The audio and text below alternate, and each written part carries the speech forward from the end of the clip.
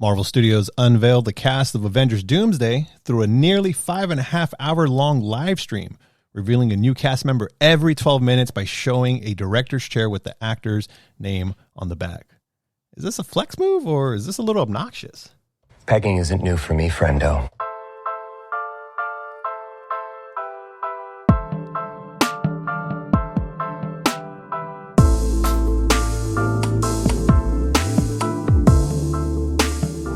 You are now tuned in to the podcast that's unfiltered, unedited, occasionally off topic, and for the most part, probably no regrets. Hosted by Rick and Rudy, this is Sigma Duocast. Sir. What's up, man? How you doing? Chilling, brother. How are you? I am doing fucking fantastic. You know what I'm saying? Yes, sir. Just having a good time. Excited to be recording, and a lot of shit going down, you know? There is. A lot of busy life going on. A lot of announcements in the media finally happening. That's exciting. Mm-hmm. We got Avengers Doomsday. More information on that. We'll talk about that a little on the back half of the cast.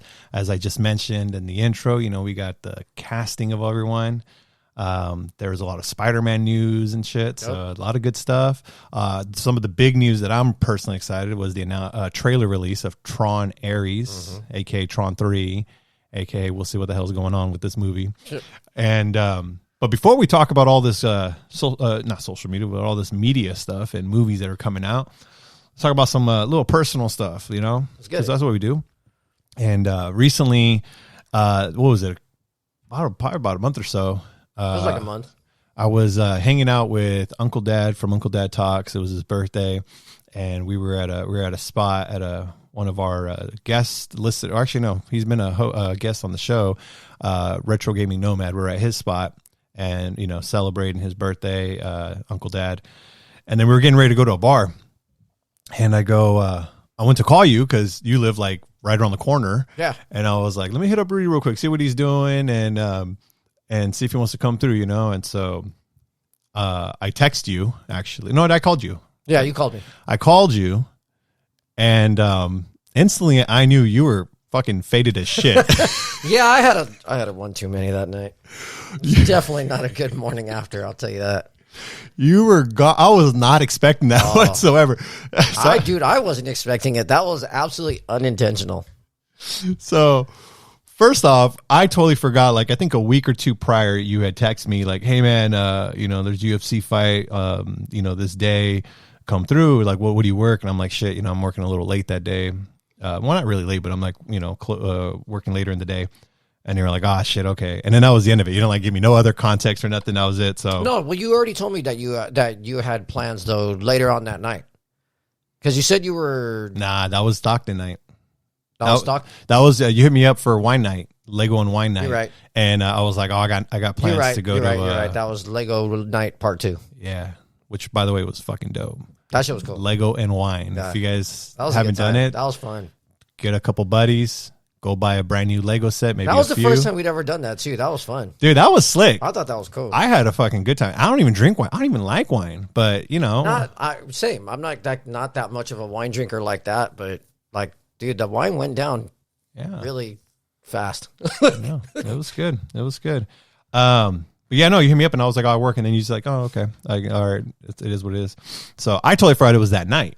So I hit you up, and you answered the phone. You're like. This was, again, a version of Rudy that I don't know if I ever interacted with this version of you. You might not have, honestly. Because you were fucking hyped. Let me tell you this. I don't want this to sound bad, bro, but you sounded hella fun. Am I not? I mean, I'm a good time. I like to think so. Whatever. Yeah, but that was like I was like no regrets, like don't give a shit about anyone's opinion type of fun. Like there's different levels of fun. That's a bad thing. That's what it was. I mean, you kind of do you remember that night? A little bit. I had to get told as far as what went down that night, like later on, and I was like, "Shut up, I did that." And they're like, "Yeah," and I was like, "Oh shit!" Like nothing bad. Yeah, but I was just like, "Oh, just damn. Fun." It was fun. So I called you and I go, "Hey man, what are you doing?" You know, I'm over here. I'm about to hit up. I'm like, I'm in Stockton. I'm about to hit the bar, and you were like, "Wait, what? You're in Stockton? Come over. Just come over." And I was like, "Oh, right. All right." I was like, "Yeah, I'll be there in like a few minutes, and literally I was there hella fast, and you were like, yeah, I didn't expect you to be there that fast. I didn't know exactly where you were at. And literally, I think it was like 5 minutes later, like you're at the door. I'm like, wait, what? Like, yeah, I was right around the corner, man. And so I come in, and immediately, you know, you're having guests over. The fight was already over and everything. And like I said, you were on like cloud nine, bro. Everyone was having a good time, which is great. And then out of nowhere, you come up. I'll never do buzz balls again. I'll tell you that. Is that what it was? That's what it was. Buzz balls? Dude, I don't drink those. But that's exactly what had happened. I was sipping on Jameson and ginger ale the whole night, you know, and I already had a few of those. And then one of the guests had brought over buzz balls and gave me one. Well, okay, I shouldn't say gave me one. One of my boys had one, and then I took it personally like, oh, I don't get one? Knowing damn well I shouldn't be drinking those anyway. And so I got one, and yeah, I think that did it right there. I took that, and it was all downhill. It was downhill? It was bad. What the hell are those things? It's like pre-mixed, like different things though, but a majority of them, they're all sweet. Like I've seen They have sugar in it, huh? Yeah, there's horchata ones, there's like margarita ones, which I think that's the one that I had. No. No. That's the one that I had was the margarita Maybe one. when I'm in Vegas. Huh? Maybe when I'm in Vegas. I way. And those are dude, have you seen the ones like they have the big ones? The giant ones. This I've was always just seen like the them. little personal ones. But yeah, dude, after that it was dunzo. Well, you know how it is, man. Anytime you mix hard alcohol, tequila, whatever, with sugar, exacerbates sugar, it, dude. yeah, like absolutely. you will get Bethel real quick. But if you're just like, you know, here's shots of tequila, you're fine. But yeah, no. Well, then I did that later on too. That probably didn't help. So I go in and you know, everyone's a good time. I'm just like, all right, I'm kind of like a little thrown off because you're like over the you're over the top. You guys are having a good time, and It's I'm like, always weird when you're not at that same person's level. Like, yeah, you're like, shit, I got to catch up, dude. Yeah. Like, but then you like disappear for a quick second, and then you come back and you hand me this box. It was like a black box Nike, and at first I was like, what the fuck's going on here? Like, thought I got you a pair of shoes, little baby shoes or something. 'Cause this box is small, but I'm like, what's going on? You know? Yeah, I've got it right back I know. here. I'm looking at it. I'm like, you couldn't fit regular shoes in that thing? No, probably not, huh? Not me, bro. Fucking no, size okay, 12, baby. Yeah, you're a bigger shoe. Exactly. Bigger, of course. All right. Relax. That's a myth. I mean, never mind. Shut up. Anyways, so you bring it up, and then I check the side, and then it's got some information on there, and then it said groomsman, and that's where I was like, oh, shit, what are we doing here? Open it up, and you got, like, the whole kit in there, and it was a whole invite to be one of your groomsmen for your wedding, man. Mm-hmm. That's fucking dope. So whose idea was the whole Nike box? Dude, that's all the wife's idea. Like she had started sending me these things like through social media. Like that's a thing. Like, you know, groomsmen boxes, you know, bridesmaid boxes, different ideas, right?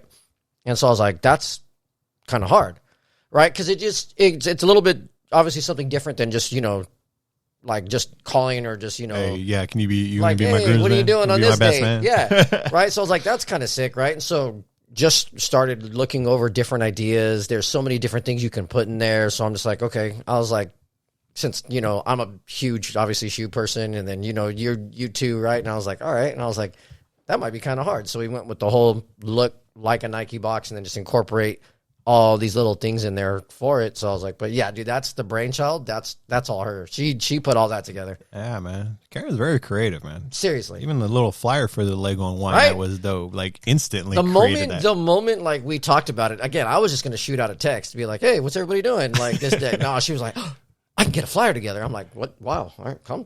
All right. Make it happen. Yeah, dude. She's all for it. So I'm like, right, do your thing. Whatever makes you happy. So you got 5 or 4 groomsmen? 5, and then you have your best man. Wait, hold on. I was including him. Well, let me say, wait, you, Lawrence. No, 5 total, including him. Okay, so there's 4 groomsmen. 4 groomsmen, one best man. One best man. All right, and so when you, nope, I forgot one. You were right. I was right. 5. 5 groomsmen. The reason I know that is because you sent a text message where you're like, all right, because you put a whole embargo. We can't share anything about it because you haven't shared given it to the main person, yeah, the best man. So you're like, oh, there's an embargo. You guys cannot disclose anything. And I remember you sent the text, and I remember I saw a couple numbers on there, and I think it was 5. And you're like, all right, you guys are free to fucking talk about it or whatever. And I was like, oh, okay, cool. And so that's why I was like, no, it's 5 of us. Right. 5 groomsmen, 1 best man. That's gonna be lit. Yeah.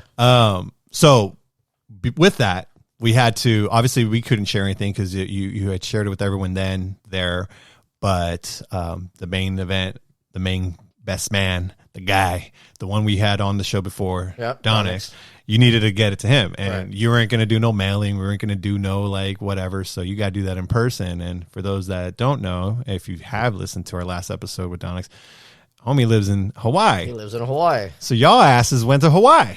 Wasn't just for that, but that ended up being like good timing though. Perfect timing. Yeah. So how was your trip to Hawaii, man? Dude, Hawaii was great. I had lived there when I was stationed there for about 5 years, and I did stuff that I had never done the entire time I was there. It was cool, dude. The weather was all right. Obviously it could have been better. Hawaii has its seasons just like kind of everything else. The first few days we were there, it was cloudy, rainy. One of the days it was really like it came down hard. But it comes and goes. It's not like a constant thing. Like it could be pouring, it could be crazy on one side of the island, and then on the other side it's beautiful. But on the last few days the weather was perfect. It was like 80 degrees, nothing but sun. So it was great. We did Pearl Harbor as soon as we got there. So, we saw the Pearl Harbor Memorial. That I had done before. One of the biggest things we did was Kualoa Ranch.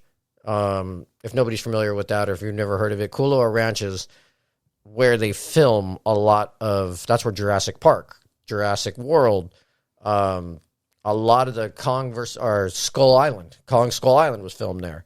So, yeah, it's like, and you would, if you've seen those movies and you're at Kualoa Ranch and you see that, you're like, oh my God, this is exactly where it's at.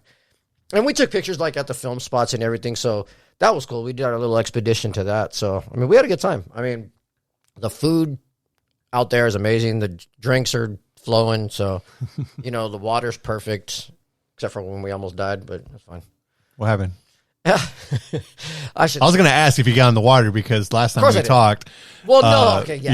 We were talking about like going to scuba and everything with Donix, and then I'm like, oh, now he's back in Hawaii. Is he going to get in the water, or is he still? No, we got back in the water. We went to the beach like the second day we were there. Donix had taken us out to the beach, and we had packed a cooler, and it was a very chill day. We had the water was good. It was calm. We had drinks and food out on the beach, so that was a good time. Then we went, I think it was the second to last day, we went towards North Shore. And North Shore is where the big waves are. That's where they have like the surfing competitions, pipeline, things like that. Like when it's like storming or something out there, people go to North Shore to see these massive waves, right? So we went to that side, and like the part that we were on was, I'm going to put this in air quotes, the calm side. And, but you can see like to the left and the right of us, a little bit further, the waves are a little bit bigger. And, I would say, and I checked that day too. So it was about 5 to 6 foot waves. Like that's relatively small for the North Shore though, but it's good surfing, for those that know how to surf. But where we were at, the water was kind of choppy. So we couldn't, like the last time when we went to the beach, we had our drinks in the water. We were sipping in the water, hanging out. We could not take any kind of drinking because it was too rough, right? Okay. But not to the point where you couldn't obviously like stand. So the shore break is what got us though. So the shore break? Yeah. So, like on a normal beach, right? The waves are coming in and then like, it'll kind of break slowly, like it'll right at the shore, right? And that's where it washes up onto the shore. Okay, yeah. Like when it comes down and then I got you. Yeah. So this was breaking like right at the shoreline. So it wasn't breaking like farther in or farther out, I should say. Like dude, the tide and the current, like you had to brace yourself. You kind of had to dig in. It like right at the shore. Oh, if damn. you didn't dig in, you were getting taken off your feet. So it's pulling you back pretty far, right? So when it does that, though, it's obviously pulling somewhere. And so when it gets to where it's going, then here comes the wave. Yeah. Right? And the waves, I would say, would probably be about 3 feet. There was at least 3 feet, like on the shore break. Mm-hmm. You know, it was probably like chest level to me. But it was breaking pretty hard. And so, like, my girl doesn't swim all that well. And so when she finally ventured out there, she was clung on to me hard. Like, hard to the point where I'm just like, dude, like, get off me. You're messing up my equilibrium. Oh, dude, no, it's exactly what I told her. I'm like, I'm going to eat shit because of you. Like, get off me. And so she wasn't, though. So I'm just like, all right. And then, yeah, we got rolled a couple times. The water came and took us both took her off her feet, and then ultimately took me off my feet because she was holding on to me. Yeah. So, you know, she was like, if I go down, you're going down with me. So I'm like, oh, that's great. There you go. Yeah, dude, it rolled us, and like we just came to the shore like covered in sand, like it was a mess. She was like, I'm done with the water. Nope.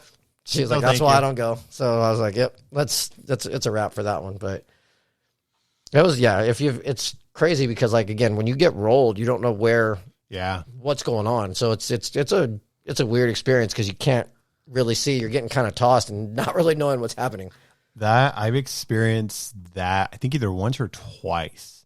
I think once in Santa Cruz for sure, but I think the other time was like somewhere like in Monterey. But it's a fucking weird feeling. It's scary for sure because, like, especially if it's like really grabbing you, because, you know, like, and I'm a tall person, so like I can easily like, okay, here's the ground, I'll touch the ground, no problem. Mm-hmm. But when you're going, like, it's hard to get that traction, so then your feet are not really getting close to the ground, and you're kind of like tumbleweeding in the water. That's exactly what happened. And you're like, fuck, and you're trying to like stay calm and hold your breath, but also, like, you know, micromanage it.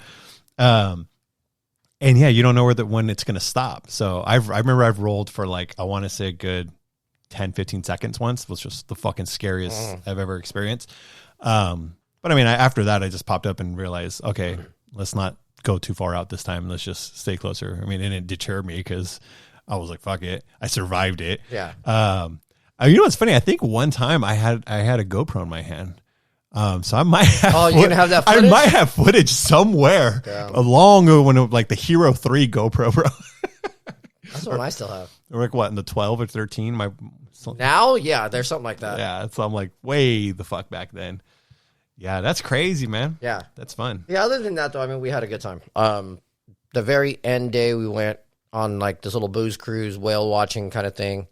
Oh, nice. You get to see any whales? Barely. We didn't think we were going to see any because, you know, we went, you know, pretty far out, and then like you seemed like we were kind of turning back, and then like somebody spotted it. It was off in the distance though, but you just kind of see like the tail. Okay. And like we were like, oh, and that was it. Like we had that like 2 seconds. They gave you a quick little wave. That's pretty much what it was too. And I was like, or a middle finger, like, yeah. Thought you were gonna see something. I'm telling you, I was full blown expecting, like, I'm wanting to see like breach, bro. I'm wanting to see whales jumping out the water right next to the boat. That didn't happen. No, not at all. Maybe in Alaska. Don't they do that a lot, like in the Alaskan whales? I think so. Fucking killer whales, yeah. Hell yeah, dude. Why not? That's dope, man. Yeah. We had a good time though. I mean, you honestly, in Hawaii, it's beautiful out there. I mean, the weather, like I said, typically really good. But what was Donix's reaction to the asking to be the best man? To the box, he had no idea. He had kind of the same like look that you did. He just like, what the hell? Like he thought it was like a shoebox, obviously, and, you know, opened it up and still kind of took a second to process until he read it all. And then, you know, he was really, you know, taken back by it. He was really excited. So that was like, that was the reaction I was looking for. You're like, yes. Yeah. So he didn't expect, obviously, anything at all because, again, nobody had posted it. So he didn't know, obviously, that it was coming. Like, at all. I gave him no kind of indication that this was happening at all. Either, dude, you dropped it on me like... Nobody did. None of you guys had any idea. That was slick. good on you, because I'm very impatient with things. So like when I have something and it's like a surprise for someone, like I just want to give it to them right away. Like if I gotta be like, oh, I gotta give it to them like in a week or so, like even like Christmas or birthday, I'm like, fuck that, dude. I got it now. Here it is. Right? Yeah.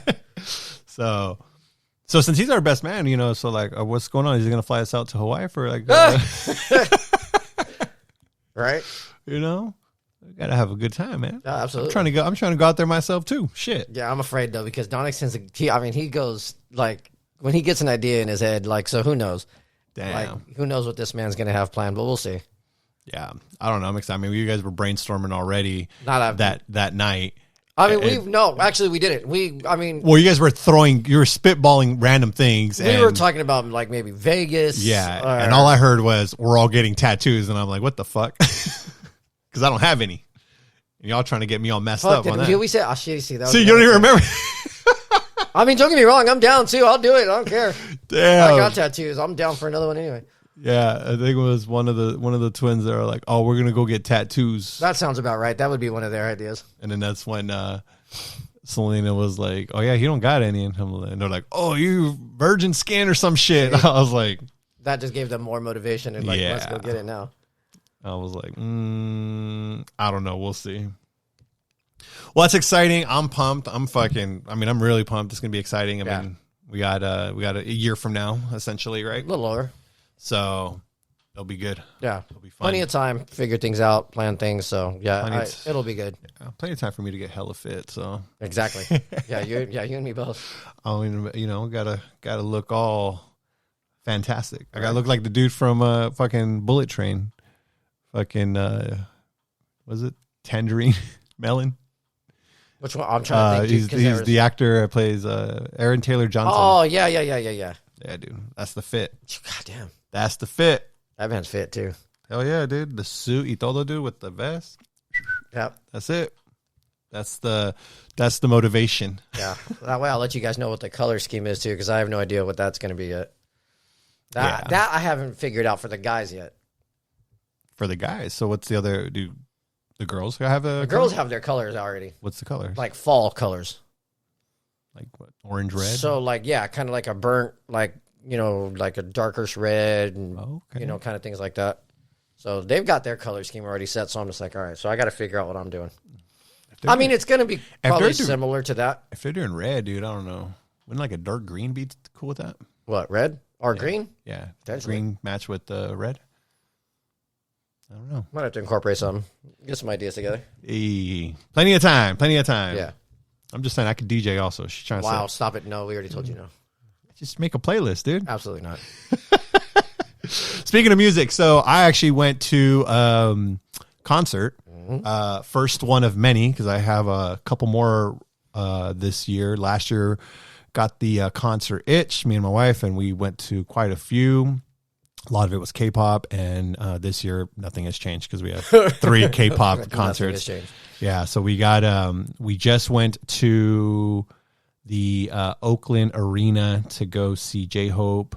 We have 2 SoFi concerts coming up, so we're going to be going to SoFi in May to watch Stray Kids, K-pop group, and then in July we're going back to SoFi Stadium to see the K-pop group Blackpink. Nice. So we got them lined up. Hopefully we got some more. We'll see.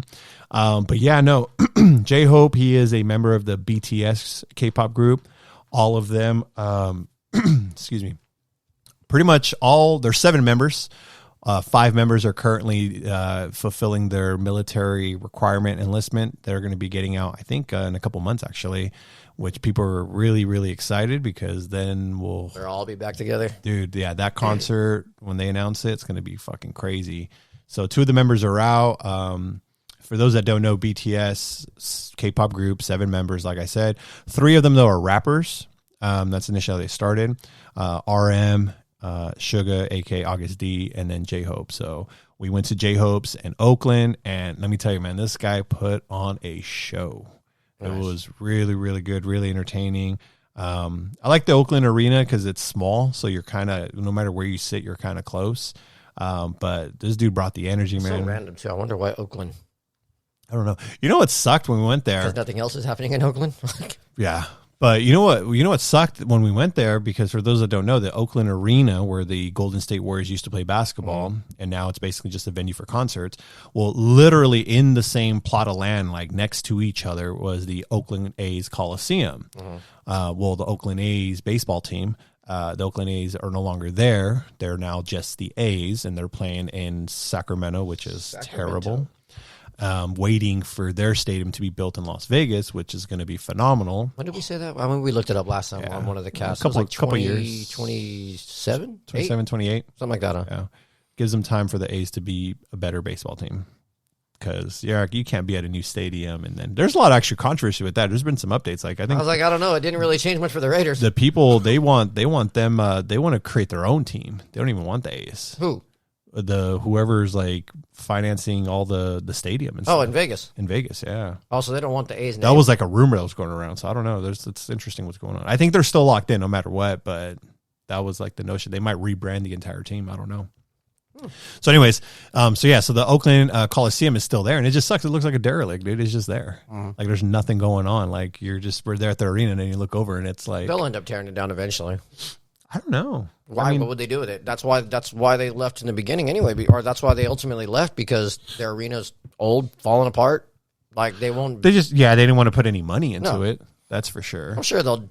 I don't know if they'll tear it down though. Why? Just like they did Candlestick when the Niners left. They tore it down. Yeah. Oh. Maybe. I mean, I don't know, because you have the Oakland Arena next to it. So I don't know. I'm saying, so why would you need it then? Like, I mean, like have concerts outside. Oh, you could come outside. I mean, honestly though, is it still worth the upkeep to just have random concerts maybe every once in a while? I mean, that's true. I don't know. It's a good question. I'm thinking they'll get rid of it. They'll demolish it. I'm very curious what that's going to look like. But yeah, man, we went to that and it was dope, dude. That's good. It was dope. It was actually a fairly long show. Is there because I'm very, very new to the whole K-pop scene, is there like certain lights accompanying these concerts that you get or that you take to these concerts?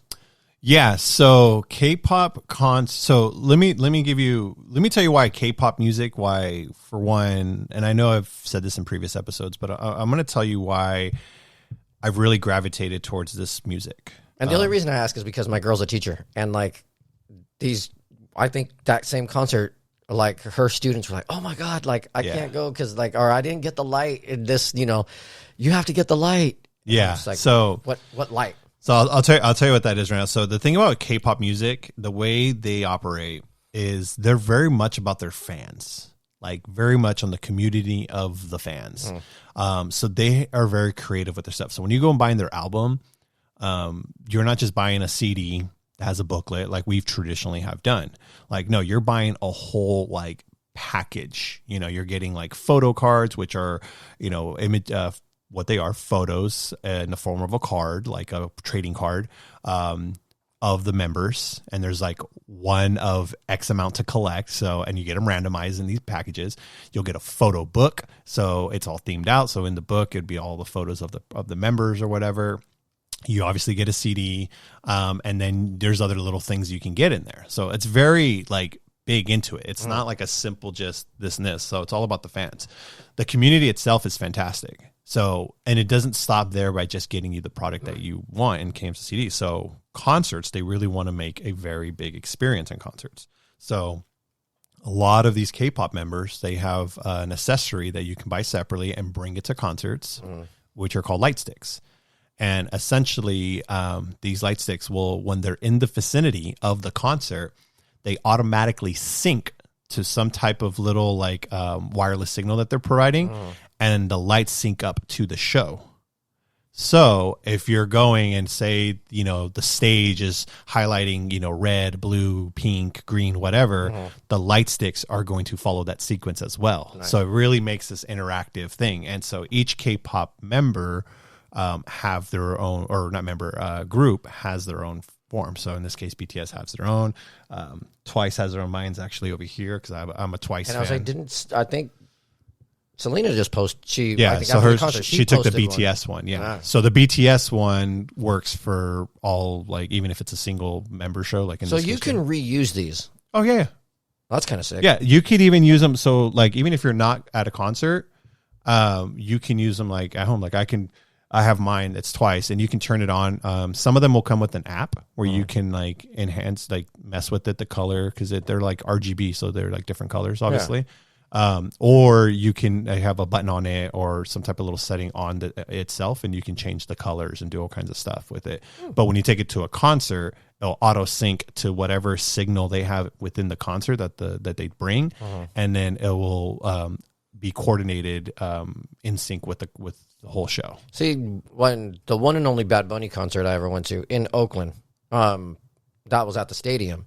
When he was doing the Un Verano Sin Ti tour, he had the same thing, but his were like wristbands, and synced to the music, like so that would all light up in accordance with it. I mean, you would see the whole stadium like with the same thing, like. But I think his was just kind of like you couldn't use it after that. Like once the concert was over, it was just if you wanted, you keep it, sure, because you got it as you were going in. Yeah, but I don't think like you can reuse it like those. Yeah, no, these you can reuse. You can do whatever you want. They're forever long. That's the beauty of it.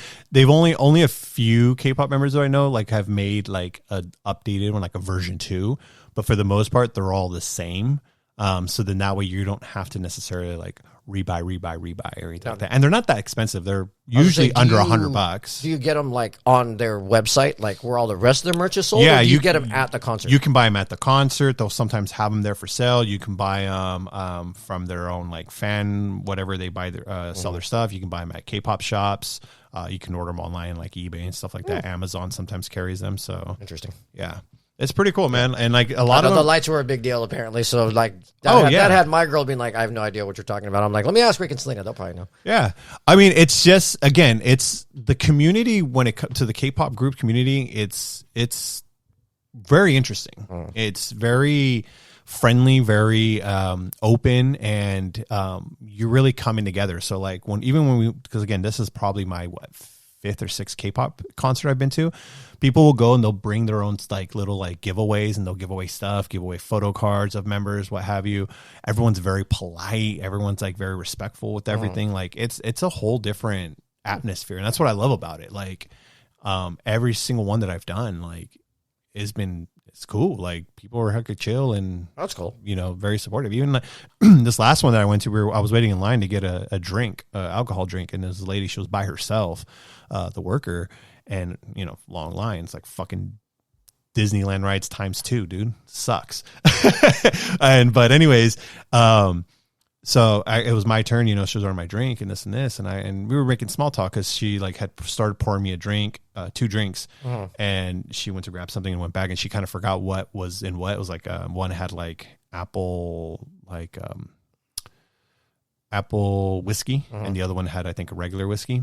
This is a lady that was making your drinks. Making my drinks, and she's like, "Oh, which one is it?" I go, "Oh, it's this one." This one. She's like, "Oh, thank you." And I'm like, because she looked a little like kind of out of it, and I go, "Hey," I go, "Dan, they got you doing this by yourself?" She's like, "Yeah." She's like, "But you know what?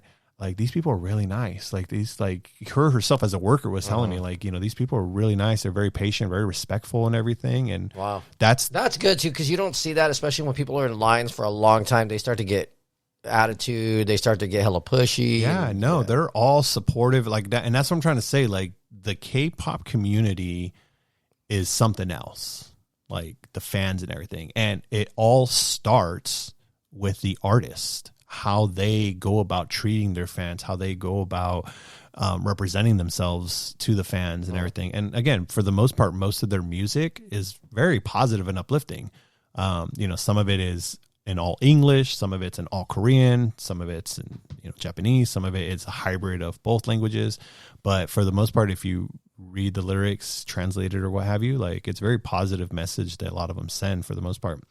And so that translates to the community and the crowd that goes with it. So, yeah, if you ever have a chance, you need to go to a K-pop concert. Honestly, I think what's crazy too is I know I've come across it and didn't realize it was K-pop.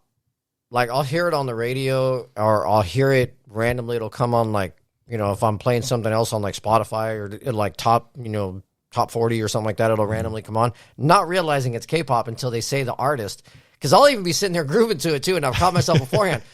I had no idea. Like I think one of them was BTS. Probably Jungkook. No idea. And I was sitting there just like, oh, it's kind of hard. And I was sitting there, and then until they said the artist, I'm like, what? He said what? Like, what? This whole time? This whole time I was grooving to K-pop. I was like, wow. Yeah, dude. No, they're I'm telling you, don't sleep on them. They're slick. And then once as they're getting more like, because they do some Western music, like for example, Jungkook, he did his solo album, and it was very much English. And it was produced. He wanted to really explore like the Western side, and he wanted to explore English, challenge himself. And yeah, dude killed it. His music's dope. I mean, to the point where he got, he remixed one of his songs. He remixed with Usher. Another one he remixed with Justin Timberlake very briefly. I think the Usher one was better. He did a song with, what's his name? Jack Harlow. So, they're make it happen, dude. But I'm telling you, the rappers are the ones that like would trip you out, because you'd be listening, you'd be like, oh shit, this is hard as hell, and then you'd be like, oh, this is a fucking like, BTS guy. Yeah, that's what I'm saying. Like, hold up, wait a minute. Yeah. Or like if I see somebody on TV, or like I think it was like one of the Disney specials we were watching, and they came out and like performed a song, and I'm just like, wait, I knew this song. Oh yeah. I was like, that was K-pop. I was listening to this the whole time. Yeah, man. Wow. Yeah, that's right. It was the ones that came out deep, bro. I was like, dude, they always come out that deep, because they were just like having group members come out of like the shadows, bro. They were like a 10, 12 group. I was like, damn. Yeah, that's the thing. The one thing about K-pop is that they have hella members. Hella members. That's like NSYNC, Backstreet Boys, and 98 Degrees. Like all in there. I just aged the shit out of myself with that one too. It's all right though. Like I'm telling you, it's like they all formed one giant band, and that's what K-pop is. I'm like damn, like all right. Yeah. That's hella funny actually if you think about it. I'm telling you, that's kind of what it is. All right, man. So let's talk about Tron. Nice. Let's get on the grid. So I'm a big fan of Tron, and you know what? I got to say this. Okay, really, as I'm looking right behind you at the giant Tron poster. So yeah, sitting behind, I'm sitting at my desk, and behind me on the wall, I have my Tron Legacy poster. And so before we talk about Tron Ares, I got to talk about Tron Legacy, because when this movie came out back in where is it at? 2010. 2010. We'll say 2011 because it was in December of 2010. When this movie came out, maybe you remember too, but I know I did a lot. There was so much freaking hate for this movie. Oh, they destroyed this movie. The reviews were bad. Everyone just hated on it. Like, it was like crap, mind you, right? And I loved it. I loved it then. I thought the movie was loved hard. The music. I loved the story. I thought the story was as well done. Was there pacing issues? Not really. I don't feel. I thought it was pretty straightforward of what it is. I like the actors. Garrett Hedlund, obviously Olivia Wilde, and as well as oh my God, can't even think of his name. Kevin Flynn. No, Jeff Bridges. Jeff Bridges. And then it got so much hate at the time because they did, Jeff Bridges had a dual character where, he looked his normal age self. And then they did the de-aging in this movie. And that was where a lot of criticisms came in this movie, is that because you had Clue, a program which played as Jeff Bridges, but it was de-aged. And a lot of people had issue with it. Like, I didn't find it too issue. I mean, it was fucking 2010. Like, it looked all right for what it was. And again, it's like a movie that's based on a video game that was created for the movie itself. So either way, like, to me, it was kind of like a video game movie. So like having it look like that, I felt like aesthetically it went well. Right. So I say all that because with Tron Ares, the new trailer just released, I've been seeing so much positivity for Tron Legacy, which is great. I'm happy for it. But it like fucking annoying the shit out of me because I'm like, where were y'all when this shit came out? Yep. Where were you guys? Because we probably would have had this movie sooner. This movie has been in essentially production for 10 years. Yeah. What really fucked this movie over was the George Clooney movie Tomorrowland. When that movie came out, it shit the bed. And Disney was like, yeah, we're going to prioritize our projects. And on top of that, they were in the process of fully acquiring Marvel Studio and Lucasfilm. Yep. So they had to reprioritize. They put Tron on the back burner. Yeah, 100%. Because there was a third one already in plan with the same director, potentially the same Daft Punk. I think they were still together then. Olivia Wilde, Garrett Hedlund, all of them were all signed on, and they had a story to tell. And so, and then Jared Leto was always wanted to be a part of it. And so he just never really could have been a part of the first one. So, because of scheduling issues with the movie he was doing, but he was always in the mix. And so he kind of kept Tron alive after that, because after the whole time went by, Disney was reprioritizing the movies they were making, and they just really wanted to make sure they made movies that they knew guaranteed they were going to make money. This one kind of went to shit, but Leto was still interested, and he as an executive producer of the movie, not executive, kept this movie alive. And so now, fast forward from 2010 when, Legacy came out to now, we're finally getting a sequel, which 15 years later, which is going to be very interesting. Like, there's not too much out about this movie, only that it's a standalone sequel to Tron Legacy and Tron. So for those that don't understand what that means, basically it takes place in the same world as Tron and Tron Legacy. The continuity of the story and all that still exists and all that, but it's going to be its own story. So it's going to be, again, it's a sequel partial because the world and everything still exists. But now we have a story of new characters, new story. And so they've announced the cast, like Jared Leto's Ares. He's an AI that's coming into the real world. Greta Lee's in here. Evan Peters is Julian Dillinger. Julian Dillinger is the son of Edward Dillinger Jr. that did make an appearance in Tron Legacy, which was played by Cillian Murphy, which I was so fucking excited when Cillian Murphy was cast, but he had a very 5-minute role in that, and that was it. And I'm like, shit, dude, because I was like, it's going to be sick. And so he had a big role to play in the third movie that they were writing, which we all know Cillian Murphy is a phenomenal actor. Yeah. So who knows if he comes back, because there's no confirmation of Garrett Hedlund, Olivia Wilde, and Cillian Murphy to be in this movie. I'm hoping they do. I'm hoping we get some type of connection. A cameo or something. Because the whole premise from what I read online and what I've seen is that they're now coming, the grid is essentially coming to the real world. Yeah. The whole trailer is basically worlds collide. Exactly.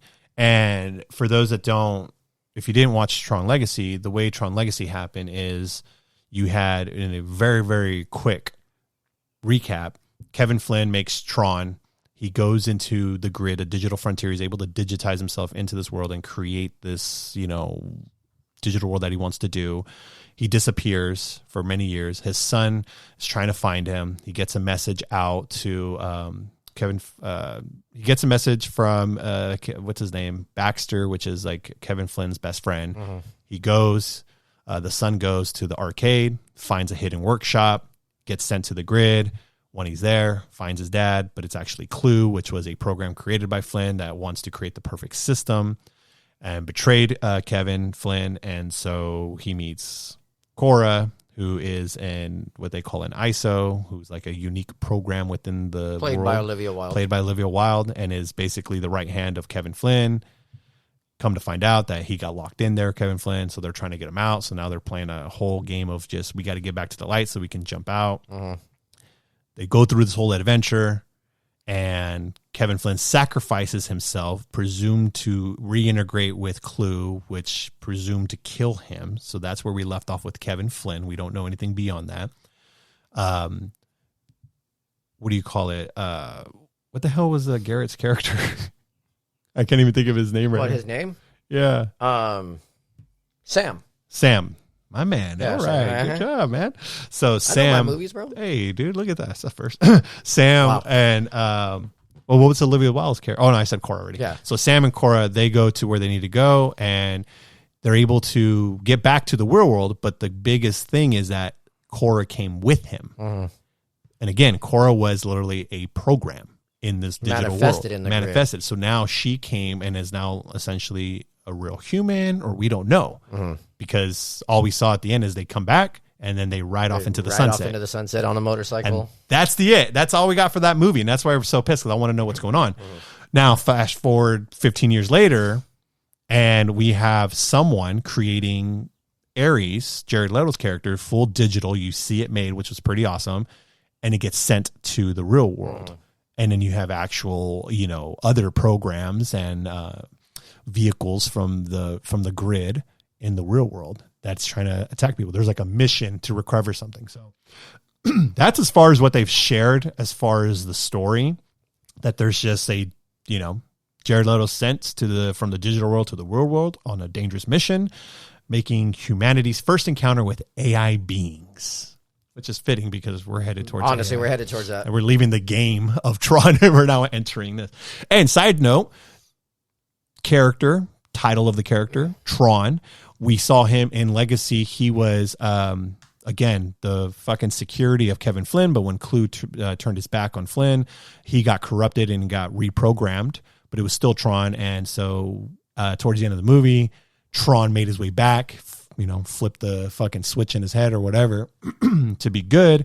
And you see him sacrifice himself to keep Flynn and then Sam to get to where but he just falls in a digital ocean and his lights flicker back to orange to blue. And that's it. Signifying like, he went back to the light side, basically. So we don't know what happened to Tron. Yeah. The title character. So that's the other person that maybe we'll see in this movie or what. I think what I find interesting is that we've seen white colors, obviously blue and then orange. This movie is highlighting red heavily. So, I mean, obviously, I guess those are the bad guys, but I'm very curious what this story is going to look like. What do you think? What do you feel? I mean, I don't know how big of a fan of Tron you are, but like, what do you feel this movie is going to lead us to? I don't know. I think it'll be interesting because, like you were saying, like it's kind of introducing the world to AI. Like I think that's the whole premise of this movie is kind of, which is, again, fitting because we're headed that way anyway. We're already kind of there.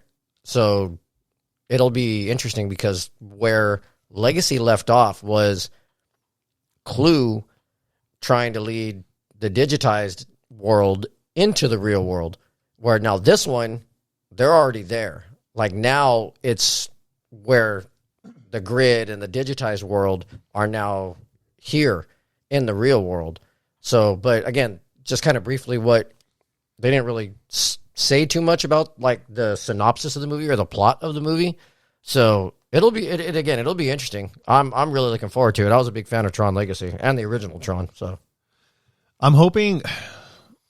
I really just want to know because we know Jeff Bridges is in this movie, so Kevin Flynn is still there in some shape or form. So he didn't fully die, or maybe he got integrated into an actual program, or maybe it's the remnants of Clue. Right. Because we got to figure out who's creating this red team in the grid, because orange was Clue. He created his people. Right. Blue and white was Sam Coring and Kevin Flynn.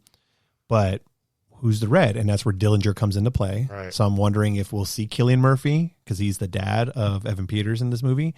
And he's like, and he's the kid of Ed Dillinger from the first Tron that pretty much took credit of all the work from Kevin Flynn, stole it.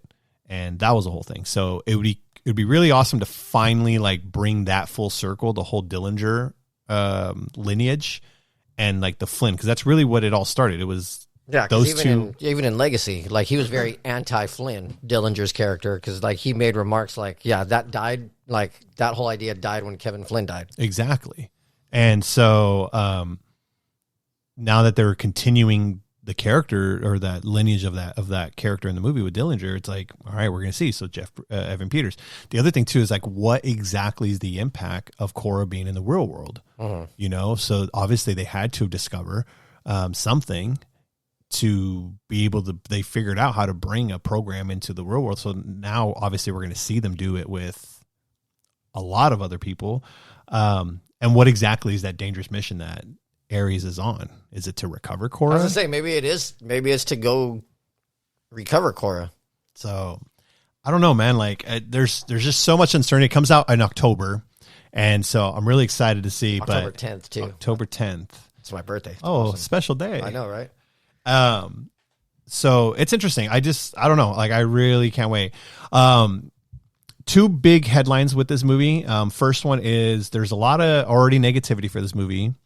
Part of it is because like people are confused with what's going on with Legacy and this one. Well, yeah, the I story. think a lot of it had to do with just the fact that they're just automatically assuming it's going to be another Legacy. Yeah. Well, just the fact that it's not even continuing with Legacy. Well, so that's what I'm saying. That's where all the positives coming in. It's because like, oh, why are you guys making this movie? Like, Legacy was so good and we're not even. And I'm like, bitch, when was you guys never said that shit? I said that. I'll tell you that much because I mean, I've had this Tron Legacy poster on my wall since 2010 because I got it through Movie Rewards. So it's been up for 15 years.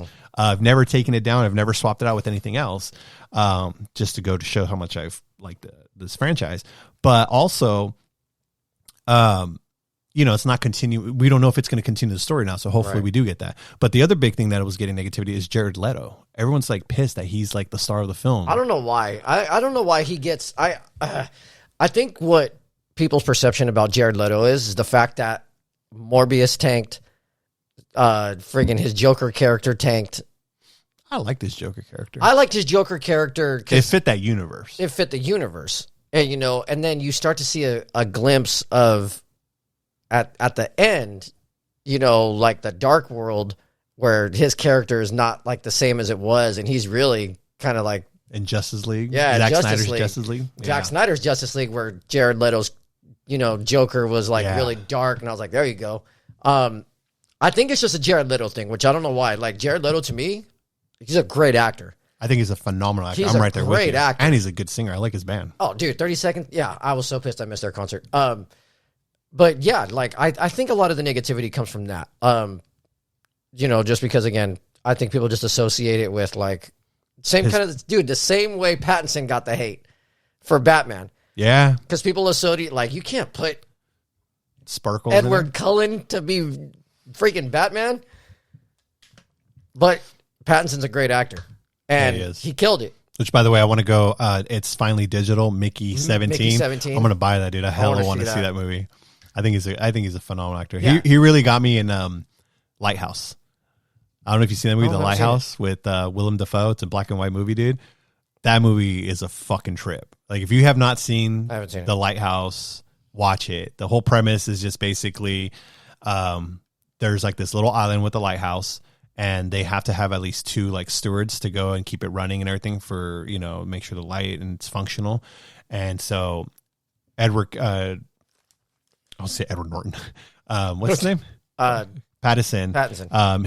His I got mixed because I was thinking of Edward Cullen and then fucking Robert Pattinson fucker. So Pattinson, he goes with Willem Dafoe. And Willem Dafoe is like obviously he's old, but he's like an old guy who's been doing it. And there's a little psychological trauma in that shit that's going on and things that are happening. So it's a trip of a movie. The dialogue's phenomenal. Really good movie. It's an old movie, probably like 5-10 years. Oh, wow. That's not that old. I don't know. Let me see. When did it come out? This is an old movie. I'm expecting like years back. And you're just like, 5-10 years old. Well, it's one of those things. Oh, no. As we're just talking about a freaking movie poster from 2010. Yeah. Bro, that's an old movie. 2019. So about 5-6 years. I don't know, dude. 2019 is like, dude, literally 2019 is what? Almost 6 years ago? Like, that's what I'm saying. When I say 10 years, I still feel like 2015 was fucking yesterday, dude. So that's literally 10 years ago. I mean, Tron Legacy. I feel like that movie just came out not too long ago. And honestly. We're here talking about 15 years. Until I looked at the date, I'm just like, damn. 15 years ago when fucking Disneyland had electronica and all that shit. That's wild. Like, that's how far back it was? Like, holy crap. You feel me? They need to bring it out, and I really want to go on that ride. I swear, they need to bring that ride that they have at Disneyland in Orlando to the one here. Yeah. They have the Tron ride there, and I heard it's sick. I'm sure it is, dude. I need to go to Orlando. But speaking of electronica, because that was one of the biggest highlights of Tron Legacy, was the music. This time around, because Daft Punk, I forgot, and you reminded me before we started recording that Daft Punk is no longer a thing, I guess. But 9 Inch Nails, which we all know, Trent Reznor has been doing movie scores forever. Yeah. And I guarantee you so many people don't realize that either. No, a lot of people don't realize that. Trent Reznor even is. Exactly. That's 100% people, because it's usually him, and he has another partner that they normally do music together. And yeah, I think it's Atticus Ross. Them two together usually do like movie scores. And I promise you, there's a lot of people. So many out there that you probably hadn't realized it was Trent Reznor. Let me see if I can find film composition, composition. Can't even talk. Fucking A. Yeah. Because I love when they did. I think he did Fight Club, not Fight Club 7. I know they used this song for sure. The Gorge. Oh, that's a good movie, by the way. You should check that out if you haven't. Look, he even did the soundtrack for Soul, the Disney movie Soul. Oh wow. But Challengers. Like, so many that people wouldn't under, like the 2023 Ninja Turtles movie that came out. Gone Girl. Here we go. Soundtrack work. The Killer. Yeah. Natural Born Killers. 7, which was one of my all-time. I told you he did do 7 freaking movies. Oh, dude, that's my jam. The Girl with the Dragon Tattoo was really good. He's done television, Watchmen, the franchise. Bird Box, that big Netflix movie with Sandra Bullock that came out. Done a couple video games. Anyways, he's the lead singer of Nine Inch Nails, and so they're bringing Nine Inch Nails into Tron Ares to do the soundtrack. And oh my god, dude! Yeah, I can't wait. Even the song that they play in the trailer was already. The thing I like about Trent Reznor when he does this stuff is that he keeps it true to the world and the universe and the legacy of what's, no pun intended, what's happened. So he'll look at Tron Legacy, he'll look at the first Tron, and he'll take that, but then he'll create his own. And you can kind of hear it. Like it has in the trailer, you heard that like a little electronic, but then it also went into like that rock and like that suspense of what's going on. So I'm fucking excited. But what's cool is that he's going in there with the title of 9 Inch Nails. So he's taking his whole band, his whole crew with them to do it, even though, he probably could have just done it himself like he normally does. Yeah, for sure. So, again, Tron Ares, man, it's going to be great. I feel it's going to be great. I'm excited for it. I'm definitely going to try and cop the poster so I can put it next to my cool Tron Legacy one. And then October 10th is when that drops. So for all those people that are fucking all of a sudden on Legacy, just like Star Wars prequel fans, all of a sudden they like the prequel movies, you fuckers. And they hated that shit when it first dropped. When it first came, oh my God, dude. I got so much hate. So much hate. But now. Yeah, now, like, I loved Hayden Christensen as Vader, especially in, obviously, Revenge of the Sith. And dude got hate for days. Oh, when he first got Yeah, like they treated him like, who the fuck's the actress, the opposite of Edward Cullen? Bella? What's her name? Oh, Kristen Stewart. Like her. The only difference is that she does suck. But, now everyone's like loves Hayden and they want him to come back and do more and this. Like, they literally like, anytime this man makes like an appearance somewhere, anything Star Wars related, they go crazy. Yeah. And I'm like, that's how it should have been from the jump, you fuckers. So, I mean, I guess, hey, fortunately, he's still alive and he gets to experience it now, I guess. But, no, man. So for those that were all of a sudden want to give Tron Legacy love, give this movie love too. I don't give a shit. Don't worry about Jared Leto or whatever bias thing you got going on. Like, let's get it going so we can get more. Because what I'm hoping is, depending on what this movie addressed in the past of Legacy and even the first Tron, maybe not a lot, or maybe they do address everything we need to know. I want more. Yeah. I want them to bring more. And I don't want to wait 5, 10, 15 years for the next one. Because literally I think that's the gap. I mean, when did the fucking first one drop? The first one, well, this one dropped in their Legacy dropped in 2010. The first one dropped in the 80s, dude. So that was way prior. That definitely wasn't 15 years. 82. Yeah. There was a way bigger gap. Yeah. Well, 18. Yeah. No. 28. I can't do math. 28 years. Yeah. So literally almost 3 decades until Legacy came out. Yeah.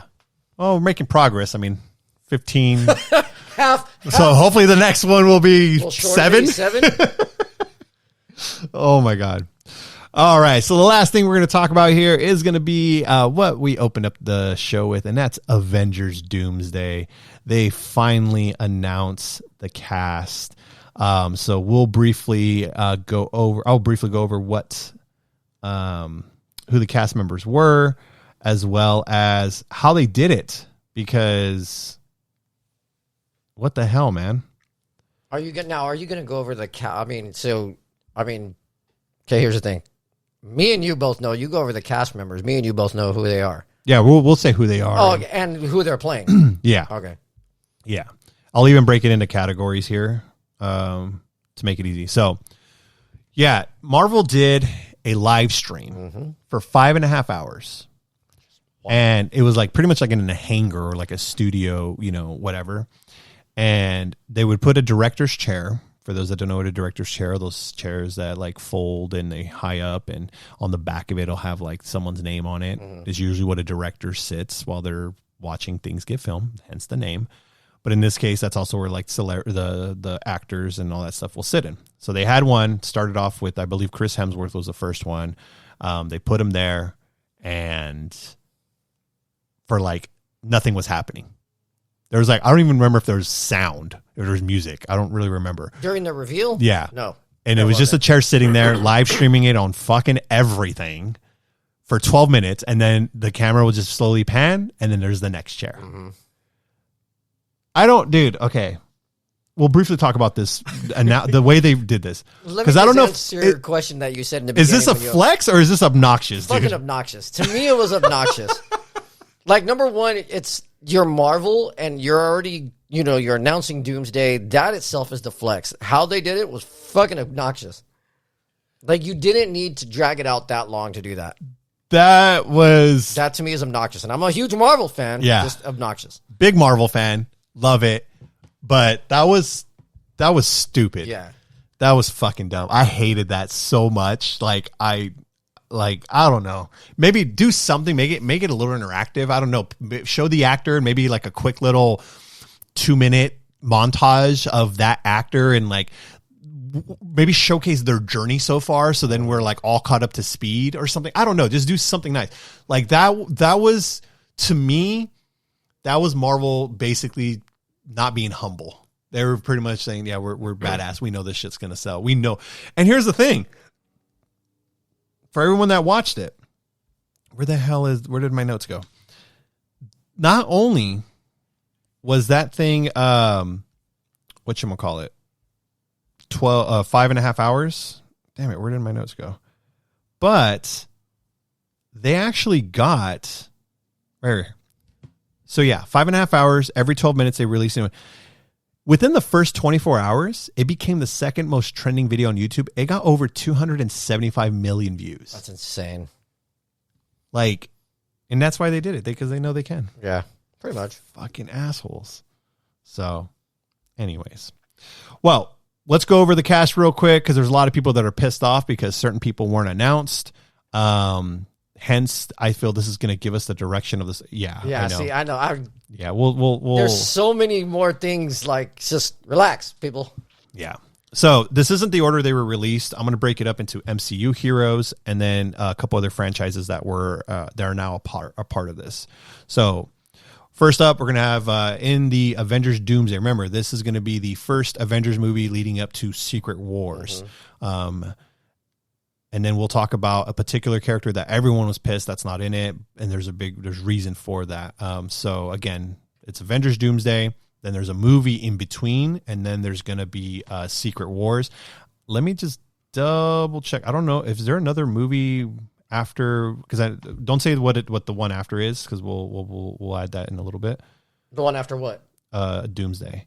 But is there another movie after that? Because we have Fantastic Thunderbolts and Fantastic Four. And then I think that's it. And then there's Doomsday. I don't even know what's after Doomsday. Oh, you don't know? Okay. I could be wrong. Because they scrapped completely Kang's Dynasty, right? We'll talk about that. Okay. So let's see here. Okay, yeah, no. So those are the next. So we have Thunderbolts. We had Captain America come out this February. Right. Thunderbolts comes out in May. Oh. Then we have Fantastic Four. Then we have Avengers Doomsday. Then they have a confirmed movie, which we'll talk about in between Avengers Doomsday and the next Avengers, which is Secret Wars. And then after that, it's kind of, we don't know what's going on. So we'll go through this fairly quickly. All right, Avengers Doomsday appearing. MCU heroes. So these are the heroes established in the Marvel Cinematic Universe. These are their versions that we've already seen. They're not from any other universe or anything like that. Chris Hemsworth is returning as Thor. Anthony Mackie is returning as Sam Wilson / Captain America, which, by the way, side note, Captain America we'll just call it Incredible Hulk 2, because that's really what it is. It's a sequel. I felt it was more of a sequel to Incredible Hulk. That was a good movie. I liked it. I did. If you want, goddamn, if you want a story of the transition of Sam Wilson becoming Captain America, watch the Disney Plus show. The Disney Plus show. I thought that was a really good show. You talking about Captain America and the Winter Soldier and the Falcon? Yeah, Falcon and Winter Soldier. That was good. That was the true story of the transition. This movie, Captain America, was it Brand New Day? No, Brave New World. Brave New World. Yeah. It was more of a continuance of the Incredible Hulk, but Sam's already like established, and even Falcon, like they're already established. And the only big thing this movie did was finally address, I guess spoilers, but this movie's been out for a while. They finally addressed what's it called? God damn, I can't think right now. The big old creature coming out of the ocean. From Eternals. Fucking Kraken? Oh. You're talking about the Celestial. The Celestial, yeah. Creature coming. The Kraken. Yeah, Jack Sparrow was there too, bro. Shit. I told you. Yeah, that was the big thing. And then they shared that within the Celestial adamantium. So that's how we got the metal of adamantium. So, okay. Next MCU character, Sebastian Stan, Bucky Barnes, Winter Soldier. So we'll see what's going on with him in the Thunderbolts movie. Paul Rudd has been confirmed as Scott Lang / Ant-Man. Tom Hiddleston is back as Loki. So you got to go watch the Disney show to see what's going on with that. Lolita Wright as Shuri / Black Panther is in it. Simu Liu is back as Shang-Chi. About time. Florence Pugh is Yelena Belova, which is Black Widow. Again, Thunderbolts to see what's going on there. Wyatt Russell as John Walker, U.S. Agent. Falcon and the Winter Soldier and Thunderbolts to know what's going on. Danny Ramirez as Joaquin Torres / the Falcon. Again, watch the new Brave New World. Mm-hmm. David Harbour is Alexei Shotakov as the Red Guardian. I probably did not say that right, but fuck it. Right. That's Thunderbolts. Hannah John Kamen as Ava Starr as Ghost. That would be the sequel of Ant-Man. Yeah, was it Quantum? No, the one before, the sequel. Ant-Man and the Wasp. Ant-Man and the Wasp. And Thunderbolts. So we'll know what's going on there. The ever fucking hilarious Winston Duke as M'Baku. Oh, that dude's hilarious. Love that guy. For Black Panther for those. Tenoch Huerta Mejia as Namor. Yeah. So I'm glad they're bringing him back. I'm glad that wasn't just a one-off. That's awesome when I saw him announced. I was pumped for that one. And then we have from the MCU, Lewis Pullman as Robert Bob Reynolds, a.k.a. the Sentry, which is going to be very interesting. He is plays a big role in Thunderbolts, so watch Thunderbolts to see him. He's like a very powerful fucking superhero. So I'm really curious how that is going to pay out. So those were the MCU characters returning for Doomsday. Then we had, actually, before I go to those MCU debut characters, we haven't seen them yet. They have their movie coming out, The Fantastic Four. Pedro Pascal as Reed Richards, Mr. Fantastic. Vanessa Kirby as Sue Storm, Invisible Woman. Joseph Quinn as Johnny Storm, the Human Torch. And Eben Moss Bachrach as Ben Grimm, the Thing. Their movie comes out in July, I think it was July, right? July. What we said. So let's see what that's all about, because that's a whole nother thing in its own. Other characters that were announced that were, for most a surprise, like this was probably like the biggest thing out of all that we saw, was the return from the Fox universe X-Men Legacy cast. So we had Patrick Stewart returning as Charles Xavier and Professor X. So all the X-Men films. He did make his MCU debut in the Doctor Strange movie. Multiverse. Ian McKellen as Eric Leshner as Magneto. This one I'm excited about. James Marsden as Scott Summers Cyclops. Yeah. I'm really excited that he gets another shot at it. Hopefully they don't just like kill him off or some bullshit. Right. We got this one surprised me. Rebecca Romaine is coming back as Raven Mystique, because we had Jennifer. What's her name? Jennifer. Fuck! I have Aniston and Garner in my head. Jennifer Lawrence. There we go. She was Mystique for a minute there. Alan Cumming is back as Kurt Wagner Nightcrawler. That's cool because he was just an X2. Kelsey Grammer as Hank McCoy Beast. He's already been around the MCU. He popped up in in the Marvels as a post-credit scene. The Marvels. Oh. Yeah. Yeah. And coming back, bit shocking, Channing Tatum is back as Gambit. From Deadpool and Wolverine. So those were all the characters that were announced. And then at the very, very end, the final one that we already knew actually was sitting in the chair. Robert Downey Jr. is Victor Von Doom, a.k.a. Dr. Doom. So there's a lot of characters not mentioned. Right. We know there's going to be a lot of cameos. There's going to be something. The biggest ones, I think the main one that everyone was kind of surprised was Spider-Man. Mm-hmm. We're also missing, we're not going to really see the Guardians anymore. I think Drax Batista's done. I don't think he's doing it anymore. No. Maybe we'll see Rocket and Groot. No, actually, I want to say I read an interview that I just saw an interview he did recently. He said if James Gunn were to just be like, hey, if James Gunn were to come back, he would come back. But James that's not Gunn's happening. He's the co-president of DC. So that's not happening. We didn't see. So all the Guardians is a MIA. No Hulk, no Doctor Strange, no Wanda, no Vision.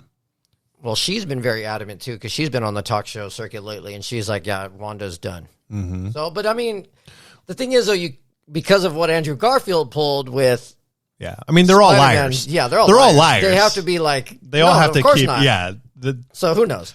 Marvel casting and all story is like secrecy. More secretive than the U.S. government at Honestly. this point.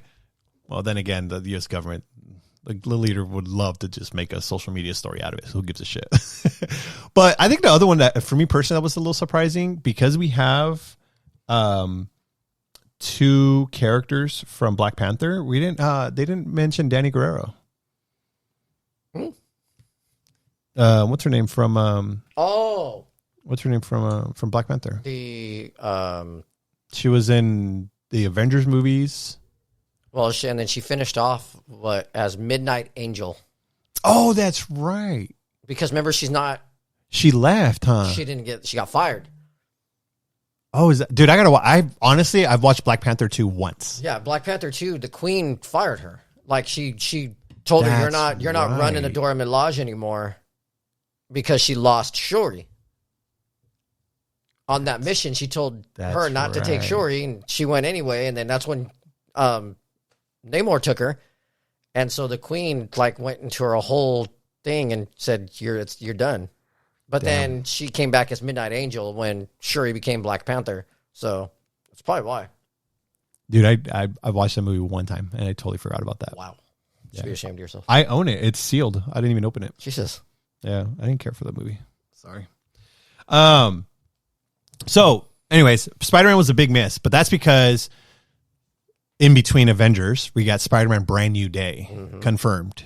That's the movie, and it is going to be the bridge to both Doomsday and Secret Wars. Because in Secret Wars, that's where Spider-Man had a very decent role, but the big thing that came out of Secret Wars with Spider-Man is he got the symbiote suit.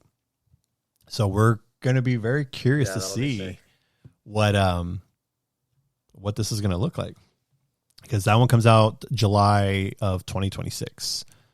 And then, because we'll get Doomsday May 26, Spider-Man July 26, and then May 27, we'll have Secret Wars. So 2 movies next year, and then 1 as of right now after that. But I'm very curious to see what that movie, what Spider-Man is going to look like, because obviously the last time we saw him, everyone forgot who he was. Yeah. So, what are your thoughts on the cast?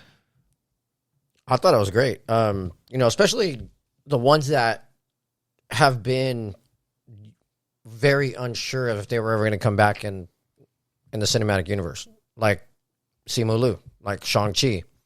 He had the one movie. We knew he was going to have a sequel, though. Did we, though? Because, it was always assumed he would, and it said, Shang-Chi will return, but there had also had been Simu Liu had gotten injured.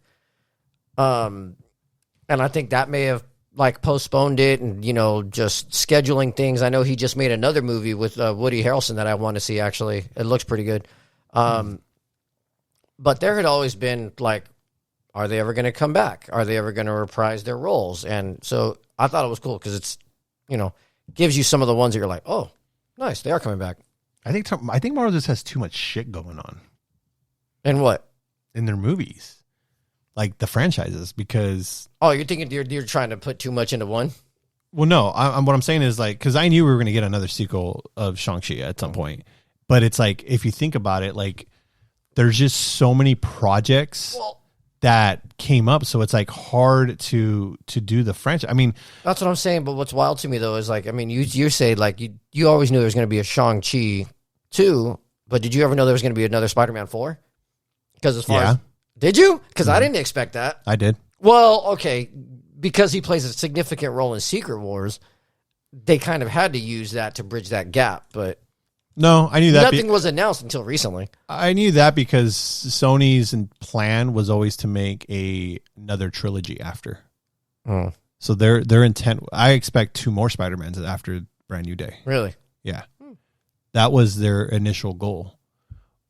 Was it going to be connected to the MCU? That's another story, because that was the whole point of No Way Home. What led me to believe, or, you know, fans or whatever, is that it's a clean slate. Everyone forgot who he is. Nobody knows who he is. So he now no longer needs to be tied to the MCU whatsoever.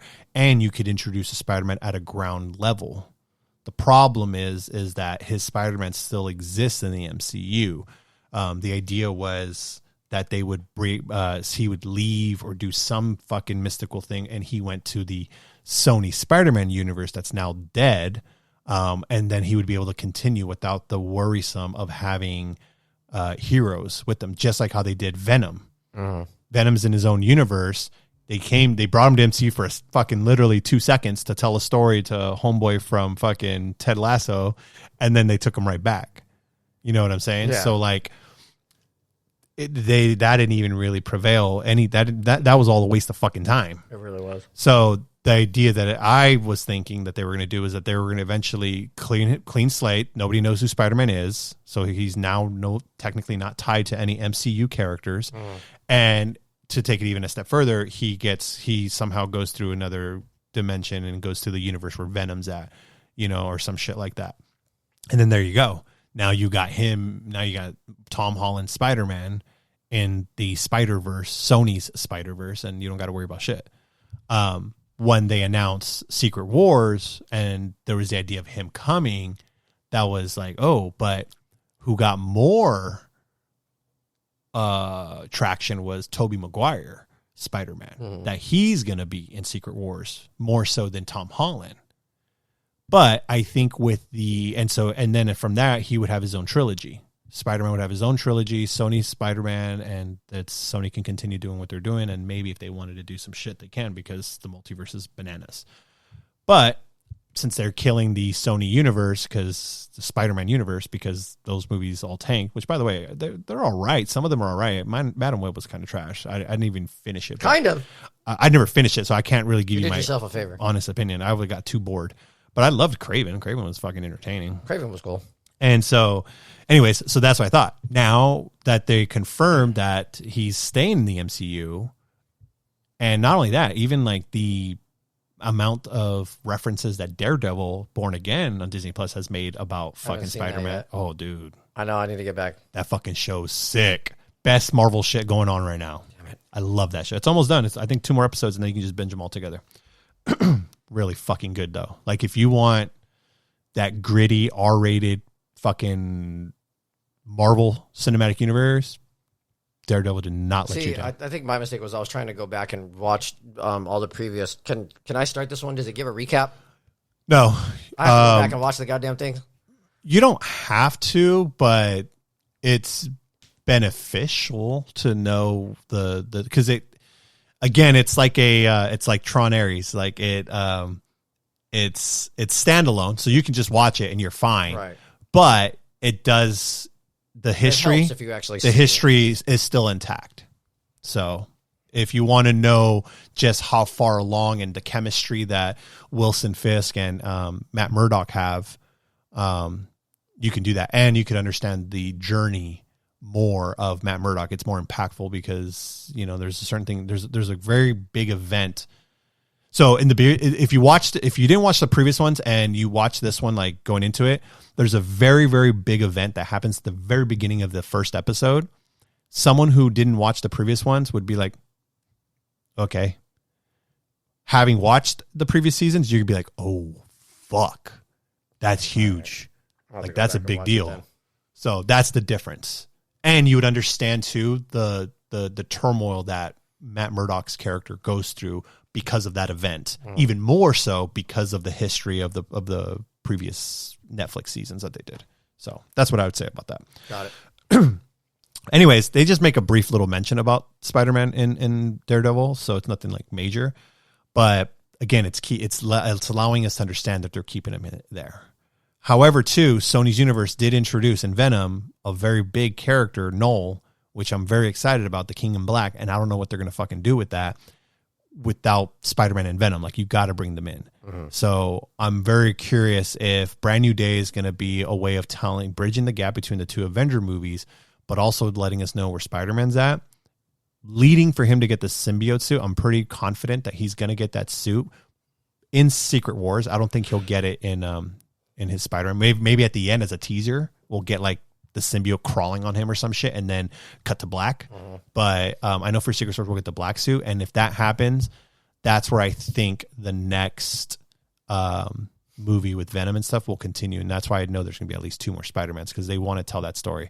Whether Tom Hardy returns, I have no fucking clue, because he's already they've ended Venom the way it is, but there's a little cliffhanger there too, kind of, I guess.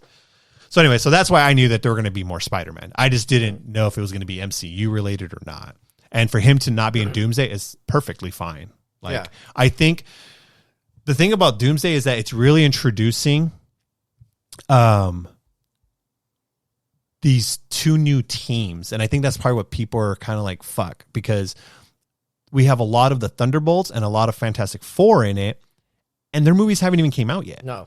So I have no idea what to expect. Exactly. So I think that's where people are kind of like, the cast, we want the other guys. Right. We want Hawkeye. So we want the people we know, where, a good chunk of them, nobody really knows yet, because they haven't had too much screen time, and you're bringing legacy people from them, so that's unless you've seen like Black Widow, because then you get your taste of, Florence Pugh, David Harbour, because they played a big role in Black Widow. Well, that's what I'm saying. All the Thunderbolts, they all, aside from Sentry, have their stand. They've all appeared in previous projects, so you can kind of get an idea of who they are. Sentry is the only new one that we'll get, and he's the big deal.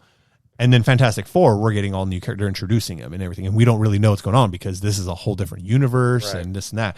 And speaking of Fantastic Four, as well as what you brought up earlier, because it changed the whole King Dynasty story, Jonathan Majors has been confirmed to reprise his role as King the Conqueror. Good for him.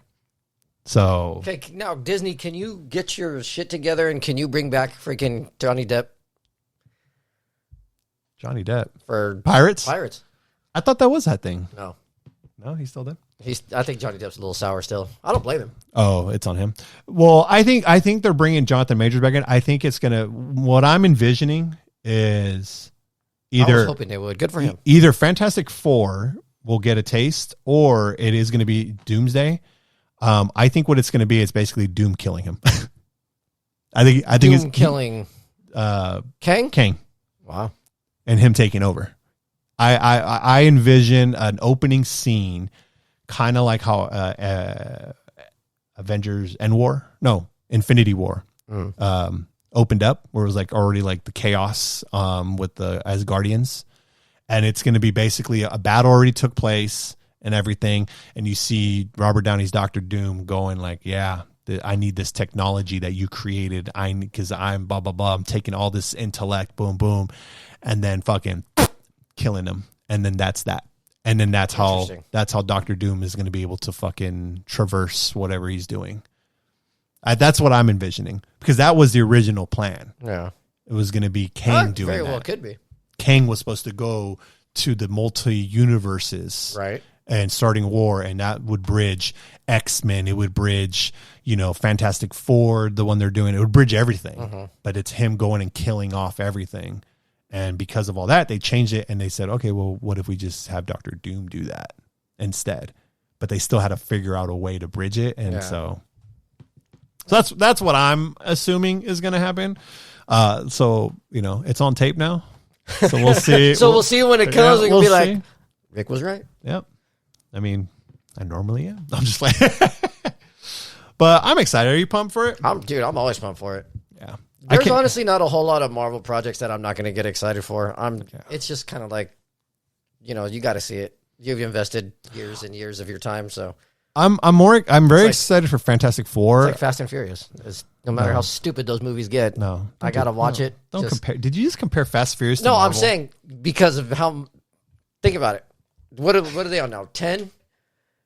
Done. And the bad thing is it's like, no matter how dumb these movies have gotten since the original, it's like, well, damn it, now I got to see it play out because Nope. I've watched I haven't them all. seen the last one.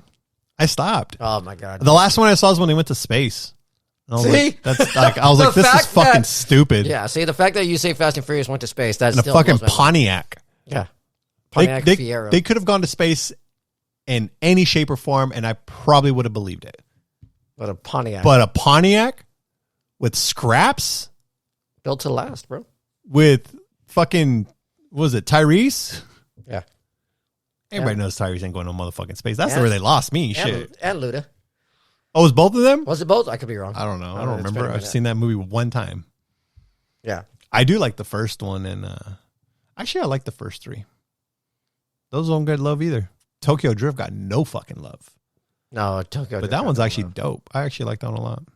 I like up until 5. That's what I'm saying. Like the bad thing is like no matter what, I always like, oh my god, trash. What kind of bullshit are they going to put out now? Then the movie drops, and I'm like, fuck, let's go. Dude, they started off good. They weren't doing nothing wild. It was 5 when they started doing real wild shit. Yeah. When they were fucking, carrying a fucking bank, a safe vault, fucking vault. in Rio like it's nothing, just tossing and turning and With shit. 2 regular ass Chargers. Yeah, like, all right. the fuck out of here, dude. But other than that, they were cool.